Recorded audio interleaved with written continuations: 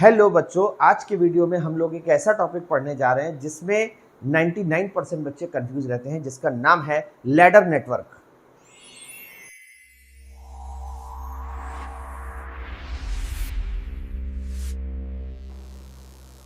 Welcome back to all of you. सभी लोगों का फिजिक्स स्पेक्ट्रा चैनल में स्वागत है।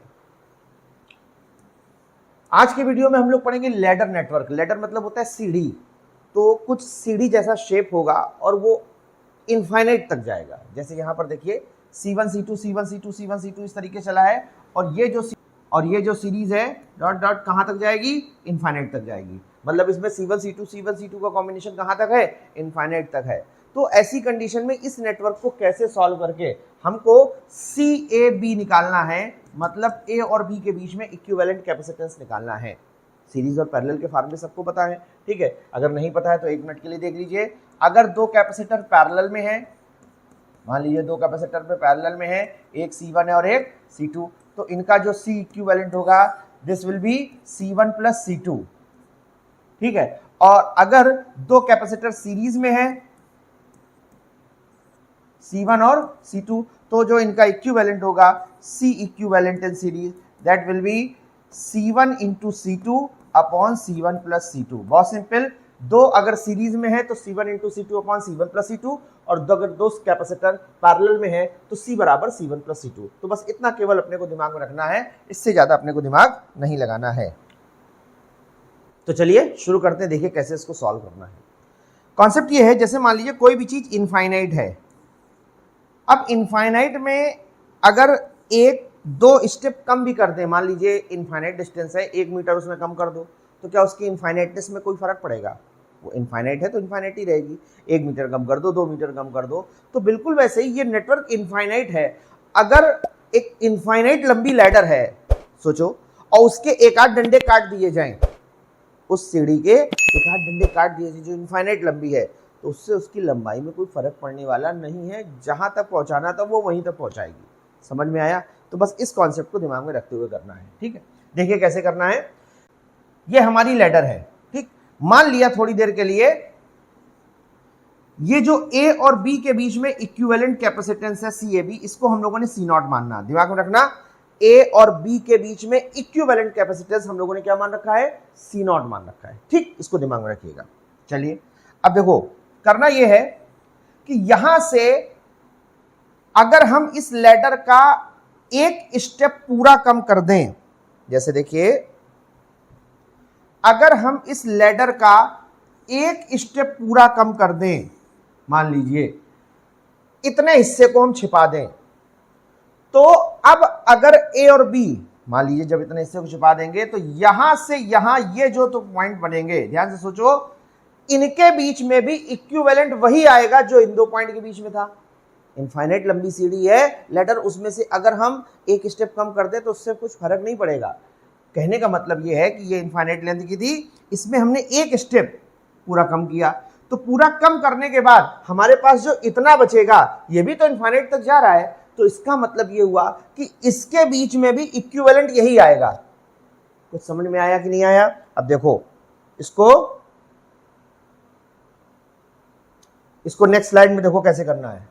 देखिए यहां से ये हम लोगों ने इतना स्टेप कम किया, तो जो इतना स्टेप है इसमें यहां इन दो पॉइंट्स के बीच में भी जो इक्विवेलेंट आएगा वो C0 ही होगा। अगर हमने A और B के बीच में इक्विवेलेंट को C0 माना है तो इन दो पॉइंट के बीच में भी इक्विवेलेंट C0 होगा, क्योंकि इससे एक स्टेप कम करने पर ये लैडर अब भी इनफाइनाइट तक है, तो देगी तो वही ना। क्या ये बात सबको समझ में आई? थोड़ा सा ध्यान से सोच लेना एक बार फिर से, बस यही एक समझने वाली बात है, ज्यादा दिमाग नहीं लगाना। A और B के बीच में अगर इक्विवेलेंट को हम C0 मान रहे हैं तो इसका एक स्टेप कम करने पर जो बचा हुआ पार्ट होगा उसका जो इक्विवेलेंट आएगा वो भी कितना होगा? C0। तो अपना पर्पस ये है कि इतने को हटा देंगे और इसकी जगह क्या लगा देंगे? एक कैपेसिटर C0 लगा देंगे। आई बात समझ में कि नहीं आई? अगर नहीं आई है तो इतना ही स्टेप आप दोबारा रिपीट करके देख लीजिए, बिल्कुल आराम से समझ में आ जाएगी, ठीक। घबराने की जरूरत बिल्कुल नहीं है, ठीक है। चलिए देखिए ध्यान से, इतने स्टेप को कम किया और इसकी जगह पर हम लोगों ने क्या लगा दिया, सी नॉट। ध्यान से देखो, बाकी ये C1 C2 वही है और केवल इतने हिस्से को कम करके इसकी जगह पे क्या लगा दिया, सी नॉट। समझ में आई बात कि नहीं आई? आ गई, ठीक। अब देखो नेक्स्ट स्टेप में क्या होगा, जब हम उसकी जगह पर सी नॉट लगा देंगे तो अब क्या हुआ, C2 और सी नॉट ये किसमें है, पैरेलल में है। तो पैरेलल का फार्मूला C बराबर C1 प्लस C2 के हिसाब से इसका जो पैरेलल कॉम्बिनेशन का आएगा वो पैरेलल कॉम्बिनेशन का इक्विवेलेंट कितना आएगा, C2 प्लस सी नॉट। बोलो सही है। अब क्या करोगे, अब इसकी जगह पर इसको ऐसे समझो, ये हमारा C1 था और इन दोनों की जगह पर जो आएगा उसको हम लिख रहे हैं C पैरेलल। ये हमारा ए और बी के बीच में आ गया, ठीक है। ये C1 है और इन दोनों की जगह C2 और सी नॉट का इक्विवेलेंट C पैरेलल। अब ये दोनों किसमें है, सीरीज में। ये C1 और C पैरेलल किसमें है, सीरीज में। C पैरेलल की वैल्यू कितनी है, C2 प्लस सी नॉट, और C1 और C पैरेलल किसमें है, सीरीज में है, ठीक। तो अगर C1 और C पैरेलल सीरीज में है तो इसका जो इक्विवेलेंट आएगा C इन सीरीज, मतलब A और B के बीच में जो इक्विवेलेंट आएगा क्या होगा, C1 into C2, C1 into C2 upon C1 plus C2। तो C2 की जगह C पैरेलल है। समझ आया कि नहीं है, C1 into C parallel upon C1 plus C parallel. ये जो आप सीरीज में इक्विवेलेंट देख रहे हैं यही CAB यानी A और B के बीच में इक्विवेलेंट कैपेसिटेंस होगा, ठीक। चलिए नेक्स्ट स्टेप देखिए। अब जो C पैरेलल की वैल्यू थी, अभी अभी आपने ये फार्मूला लगाया, यही C सीरीज, इसका और इसका जो सीरीज इक्विवेलेंट आया वही CAB की वैल्यू है, यानी A और B के बीच में इक्विवेलेंट। बोलो ठीक है। और अगर ये A और B के बीच में इक्विवेलेंट है तो अब हम यहां पे C पैरेलल की वैल्यू रखेंगे। देखिए ये यहां पे C पैरेलल की क्या कर दी गई, वैल्यू रखी गई। CAB is equal to C1 into C2 plus C not upon C1 plus C2। C parallel की वैल्यू रखी। समझ आया कि नहीं आया? अब देखो बहुत सिंपल स्टेप, ये जो CAB है एक्चुअली यही सी नॉट है जो हम लोगों ने सबसे पहले माना था। A और B के बीच में इक्विवेलेंट को हम लोगों ने सबसे पहले स्टेप में क्या माना था, सी नॉट माना था। तो यानी CAB की जगह आपको क्या रख देना है, सी नॉट। देखिए नेक्स्ट स्टेप में CAB की जगह क्या रख दिया, सी नॉट। सी नॉट रखने के बाद ये वाली लाइन देखिए ध्यान से, कुछ नहीं किया, राइट साइड वही है, लेफ्ट साइड में CAB को ही हम लोग क्या मान रहे थे, सी नॉट, जो शुरू में पहले स्टेप में माना था, ठीक है। अब आपको कुछ नहीं करना है, ठीक है, केवल इतना करना है, इस इक्वेशन को सॉल्व करके सी नॉट की वैल्यू निकालनी है, और जो सी नॉट की वैल्यू आएगी वही A और B के बीच में इक्विवेलेंट कैपेसिटेंस होगा। तो इसको जरा क्रॉस मल्टीप्लाई करो, ध्यान से देखो, C naught C1 plus C naught C2 plus C naught square is equal to C1 C2 plus C1 C naught, ठीक। अब क्या cancel, C1 C naught cancel, सारा लेफ्ट में ले आओ। जब सारा लेफ्ट में ले आओगे तो C naught square plus C naught C2 minus C1 into C2 बराबर 0। ध्यान से देखिए, ये मैथ्स की क्वाड्रेटिक इक्वेशन है सी नॉट के लिए। थोड़ी देर के लिए आपको समझ में कम आ रहा हो, C naught is equal to X मान लो, जरा रखो इस जगह पर, X square plus C2x minus C1 C2 is equal to 0। C naught की जगह हम लोगों ने x माना तो ये हो गया एक्स स्क्वायर, ये हो गया C2x और ये हो गया माइनस C1 C2 बराबर 0। क्या इस क्वाड्रेटिक इक्वेशन को हम सॉल्व कर सकते हैं? आप लोगों ने पढ़ा होगा, इसको धराचार्य मेथड से सॉल्व करते हैं। याद आया कि नहीं आया?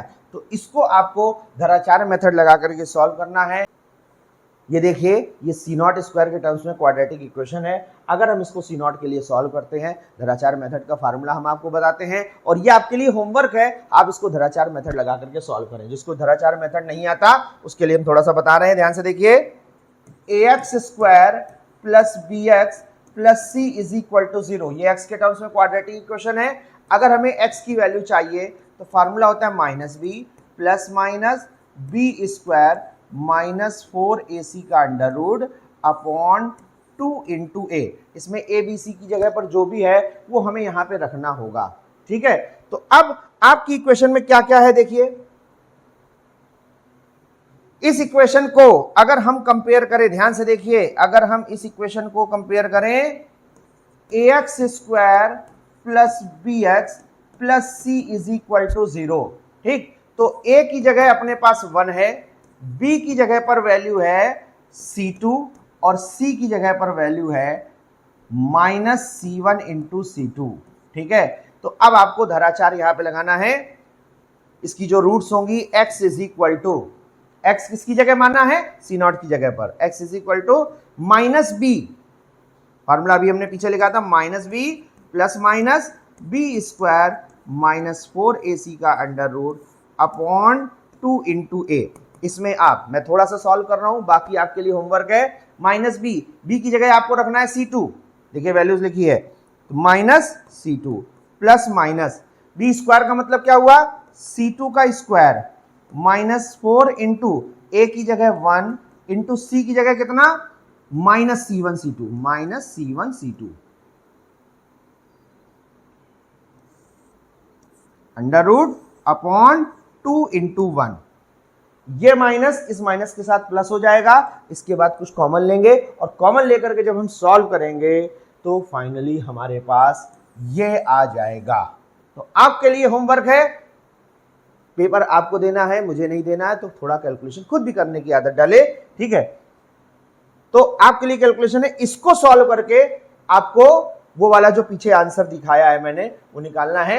C0 जो आंसर x आएगा वही आपका C0 होगा, जो a और b के बीच में इक्विवेलेंट कैपेसिटेंस होगा।